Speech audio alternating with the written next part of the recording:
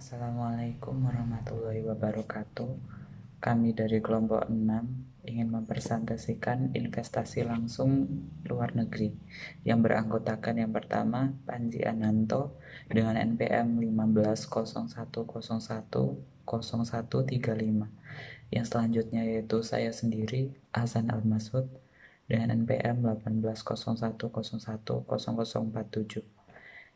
Yang selanjutnya Rizky Nova dengan NPM 1801010069. Yang selanjutnya yaitu Rafif Salim 1801010073. Investasi luar negeri atau foreign direct investment.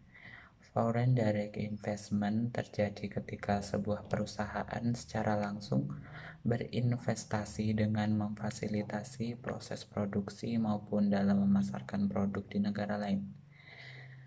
Foreign direct investment adalah investasi yang langsung ditanamkan dengan mendirikan perusahaan di industri atau bidang usaha tertentu seperti pertambangan, properti, pertanian, dan lainnya. Investasi langsung luar negeri di dalam ekonomi dunia.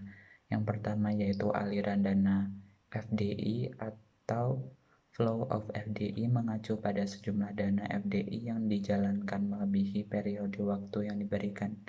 Yang kedua yaitu saham FDI mengacu pada total akumulasi keseluruhan nilai aset yang dimiliki pihak asing pada suatu periode tertentu. Yang ketiga yaitu aliran dana keluar sebagai aliran dana FDI yang keluar dari sebuah negara. Yang keempat yaitu aliran dana masuk FDI atau inflows of FDI yang masuk ke dalam sebuah negara. Investasi langsung luar negeri di dalam ekonomi dunia. Arah FDI, kebanyakan FDI didirikan negara maju. Amerika Serikat target favorit untuk aliran dana masuk FDI. Sumber FDI, Amerika Serikat, Inggris, Prancis, Belanda, Jerman, dan Jepang. Bentuk FDI, merger dan akuisisi dapat lebih cepat dilakukan karena perusahaan dapat memiliki aset strategik yang berharga.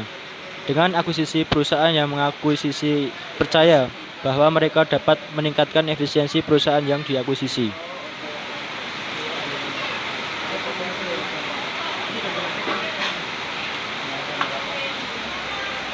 Ideologi politik dan investasi langsung luar negeri.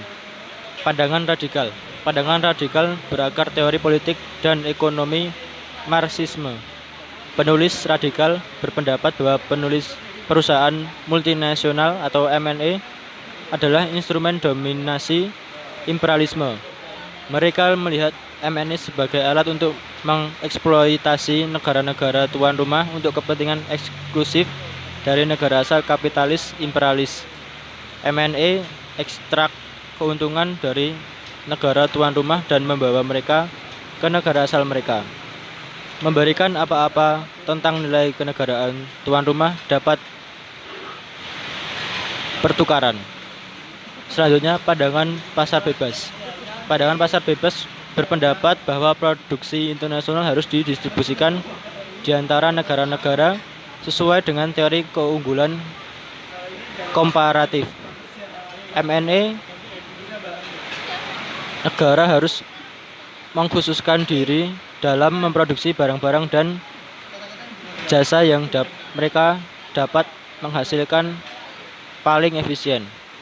Dalam kerangka ini, M&A merupakan instrumen untuk menyebarkan produksi barang dan jasa untuk lokasi yang paling efektif di seluruh dunia.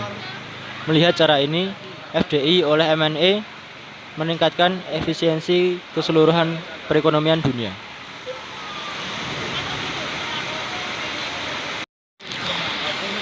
Yang selanjutnya ada ideologi politik dan investasi langsung luar negeri. Pandangan nasionalis pragmatis. Pandangan nasionalis pragmatis adalah bahwa FDI memiliki manfaat baik dan biaya. FDI bisa mendapatkan keuntungan negara tuan rumah dengan membawa modal, keterampilan, teknologi, dan pekerjaan.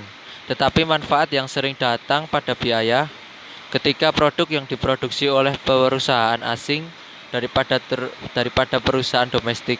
Keuntungan dari investasi yang pergi ke luar negeri.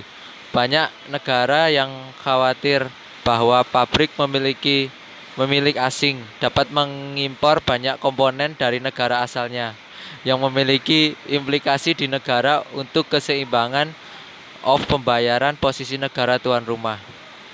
Yang selanjutnya ada pergeseran ideologi. Beberapa tahun belakangan, negara-negara menganut paham radikal telak banyak berkurang. Walaupun beberapa negara menganut kebijakan pasar bebas secara murni, pertambahan jumlah negara-negara condong menuju spektrum terakhir dari pasar bebas dan telah meliberasikan rezim investasi asing. Hasilnya berupa lonjakan volume pertumbuhan 2 kali lebih cepat dibandingkan perdagangan dunia. Yang selanjutnya ada keuntungan bagi negara asal investasi. Yang pertama ada akun modal pada neraca pembayaran atau home country mendapatkan keuntungan dari arus masuk pendapatan asing. Yang kedua, efek kerja.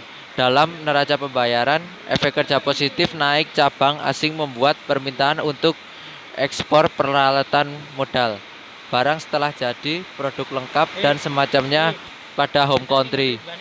Ketika M&A pada home country mempelajari kemampuan yang berharga dari negara M&A, ditempatkan untuk pasar asing di mana hal itu bisa diberikan kembali ke home country.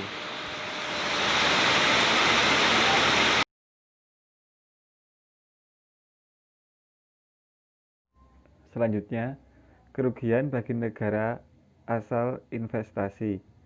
1. Akun modal neraca pembayaran terkena dampak dari arus keluar modal awal yang diminta untuk keuangan FDI. 2. Akun pada neraca pembayaran sekarang terkena dampaknya jika tujuan dari FDI adalah untuk melayani home market dari lokasi yang memiliki produksi yang rendah. 3. Akun pada neraca pembayaran sekarang terkena dampaknya jika FDI tersebut merupakan pengganti untuk ekspor langsung. Sekian presentasi dari kelompok kami. Wassalamualaikum warahmatullahi wabarakatuh.